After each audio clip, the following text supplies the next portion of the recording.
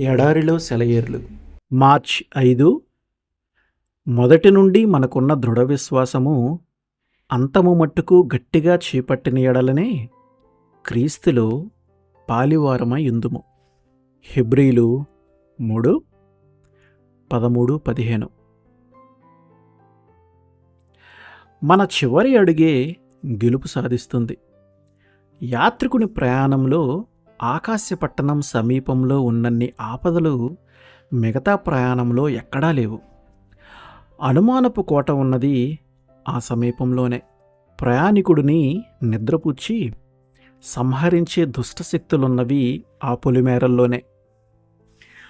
పరలోకపు వైభవం ప్రత్యక్షమైనప్పుడే నరక ద్వారాలు తప్పించుకోలేని శక్తితో మనల్ని ఆకర్షిస్తుంటాయి. సత్కార్యాలు చేయటంలో మనం అలసిపోకుండా ఉందాం. విరామం లేకుండా పనిచేస్తే త్వరలో మన పంట కోసుకుంటాము. కాబట్టి నీ బహుమతి కోసం పరిగెత్తు. చింతల కెరటాలు ఎగసి అటు ఇటు కొడుతుంటే, శంకల తీరాల నుండి పెనుగాలులు అల్లాడిస్తుంటే, విశ్వాసపు లంగరులు ప్రవాహంలో తేలిపోతుంటే, స్థిరమైన దానికి నేను అంటిపెట్టుకొని ఉన్నాను. దయ్యాలు ఎంతగా పోరాడినా, దేవదూతలు ఎంతసేపు దాక్కున్నా ఈ విశ్వం న్యాయం పక్షమే. చుక్కల వెనక ఎక్కడో ఒక ప్రేమ నా కోసం కాచుకొని ఉంది.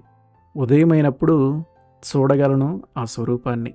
చివరి అర్ధగంట దాకా నిలిచి ఉంటేనే దేవుని నుండి గొప్ప దీవెనలను పొందగలం.